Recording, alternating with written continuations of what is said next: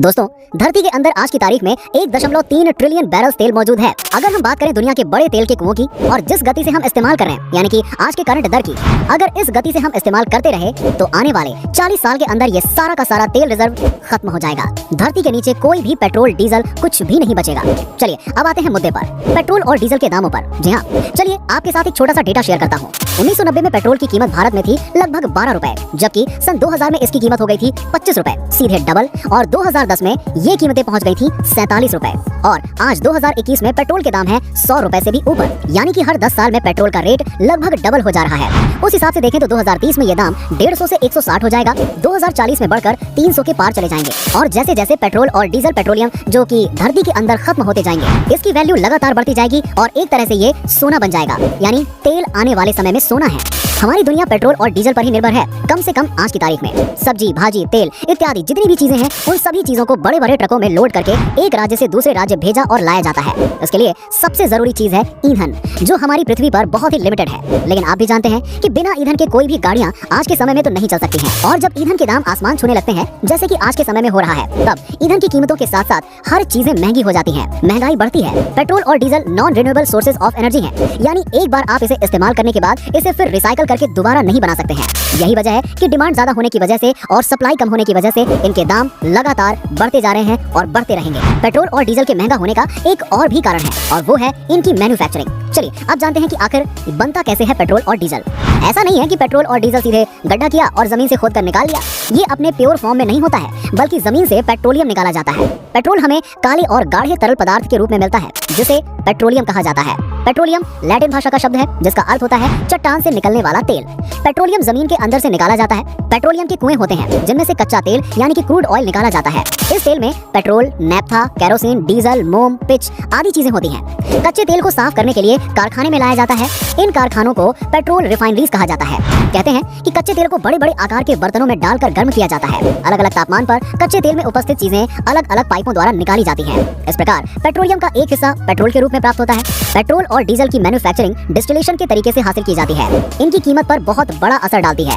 आपको बता दें कि डीजल पेट्रोल के दाम फिक्स नहीं होते हैं। हर कंट्री में इनके रेट्स डिफर करते हैं और बदलते रहते हैं। जैसे भारत में आज की तारीख में 100 रुपया है पेट्रोल, तो हो सकता है कि दुबई और सऊदी अरब में इसकी कीमत सिर्फ 20 रुपए हो, क्योंकि जिस देश में क्रूड ऑयल यानी कि कच्चे तेल के कुएं हैं, जहां से पेट्रोलियम निकाला जा सकता है, उस देश में पेट्रोल की कीमत कौड़ियों के दाम पर होती है। और जिस देश में कच्चा तेल नहीं पाया जाता है, उन देशों को दूसरे देशों से कच्चा तेल यानी कि क्रूड ऑयल इंपोर्ट करना पड़ता है, जिसके बाद रिफाइनरी डिस्टिलेशन को इसका प्राइस देना पड़ता है, जिसकी वजह से पेट्रोल और डीजल की कीमतें बढ़ जाती हैं उन देशों के लिए।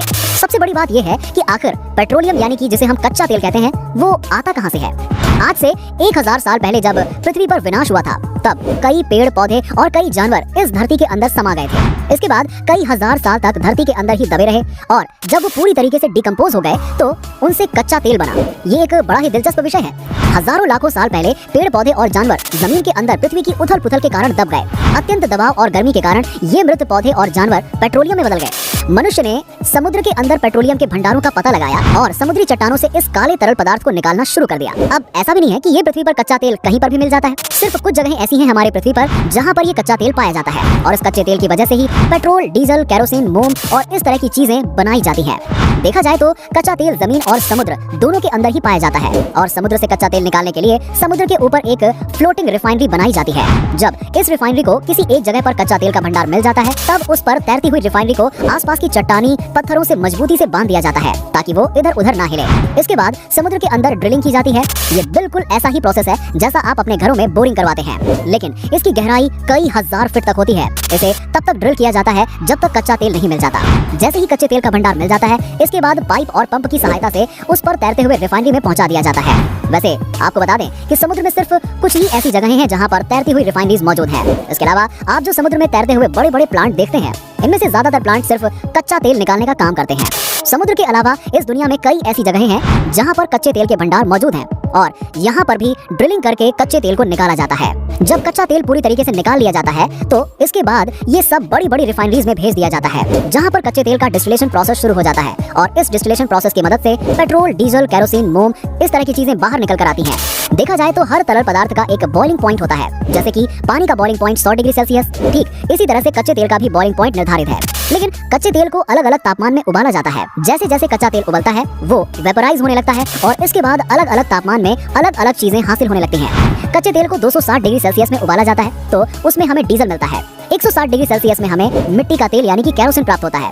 110 डिग्री सेल्सियस में हमें पेट्रोल मिलता है, जो आज के समय में हमारे लिए बहुत ज्यादा जरूरी है। ठीक इसी तरह कच्चे तेल के डिस्टिलेशन प्रोसेस से और भी कई तरह की चीजें हासिल होती हैं, जैसे कि मोम, पैराफिन वैक्स, ग्लिसरीन, डामर और भी कई तरह की चीजें हमें सिर्फ और सिर्फ कच्चे तेल से मिलती हैं। इसकी बकायदा लैब टेस्टिंग की जाती है जिससे ये पता चले कि ये कितने ऑक्टेन का पेट्रोल है। इसके बाद इसे अलग अलग पेट्रोल पंप में भेजा जाता है। जितना ज्यादा ऑक्टेन का पेट्रोल होता है उतनी ज्यादा एनर्जी एफिशिएंसी उस पेट्रोल में मिलती है। पेट्रोल और डीजल की कीमतों में दुनिया भर के देश की सरकार अलग अलग टैक्स स्ट्रक्चर पर काम करती है, जिसकी वजह से इनके दाम कई गुना बढ़ जाते हैं। जितना टैक्स सरकार लगाती है उतना ज्यादा टैक्स उन देशों की पेट्रोल और डीजल की कीमतों पर टैक्स के रूप में बढ़ जाता है। अब आप समझ गए होंगे कि हमें पेट्रोल डीजल किस तरीके से प्राप्त होता है, लेकिन आप भी जानते हैं कि पेट्रोल डीजल एक बार इस्तेमाल होने वाली चीज है जिसे दोबारा रिसाइकिल नहीं किया जा सकता और आने वाले समय में जैसे जैसे इसकी सप्लाई कम होती जाएगी पेट्रोल डीजल के दाम लगातार बढ़ते जाएंगे। देखा जाए तो एक ही विकल्प है इसका, अगर हम non renewable sources of energy से रिन्यूएबल सोर्स ऑफ एनर्जी यानी कि ग्रीन सोर्स ऑफ एनर्जी तक पहुंच जाएं, यानी सोलर एनर्जी का इस्तेमाल करें, इलेक्ट्रिक व्हीकल्स का इस्तेमाल करें, तो ही संभव है कि हम पेट्रोल और डीजल पर अपनी निर्भरता को कम कर पाएंगे। इससे पॉल्यूशन भी कम होगा और दाम भी कम हो जाएंगे। पर वो वक्त कब आएगा हम कुछ कह नहीं सकते, लेकिन टेस्ला जैसी कंपनी को, उनके इलेक्ट्रिक कार जैसी कंपनी को देखकर ऐसा लगता है कि उन्होंने जो बैटरी बनाई है, जो बैटरी टेक्नोलॉजी उन्होंने डेवलप की है, सोलर जो रूफ पे वो बना रहे हैं, उनको देखकर ऐसा लगता है कि वो समय दूर नहीं है जब हम सब ग्रीन सोर्स ऑफ एनर्जी की तरफ शिफ्ट हो जाएंगे। और अगर ऐसा हुआ तो दोस्तों चीजों की महंगाई कम होने लगेगी क्योंकि हमारी निर्भरता फ्यूल से कम हो जाएगी। ये हमारे एनवायरमेंट के लिए भी बहुत बेहतर होगा। वैसे दोस्तों साथ ही दुनिया भर में कई ऐसे देश हैं जहाँ पेट्रोल की कीमत महज 5 रुपए, 6 रुपए या 10 रुपए प्रति लीटर है। जी हाँ, इतना ही सस्ता जितना हमारे देश में पानी की एक बोतल या पानी के पाउचेस होते हैं। और दोस्तों भारत के पड़ोसी देश में भी यहाँ से काफी सस्ता पेट्रोल बिक रहा है। हैरानी की बात यह है कि इन देशों में नेपाल, श्रीलंका, पाकिस्तान जैसे आर्थिक रूप से कमजोर देश शामिल हैं। पाकिस्तान में 51 रुपए प्रति लीटर पेट्रोल बिक रहा है। श्रीलंका में पेट्रोल की कीमत 59.69 रुपए है। नेपाल में 78.59 रुपए प्रति लीटर पेट्रोल बिक रहा है। उम्मीद करता हूँ कि आपको हमारी वीडियो पसंद आई होगी। अगर आपको वीडियो पसंद आई हो तो इसे लाइक करें, शेयर करें और हमें कमेंट करके बताएं कि आप नेक्स्ट वीडियो किस टॉपिक पर देखना चाहते हैं। हमारे चैनल को सब्सक्राइब करें। Meet you in another video. Till that, good bye.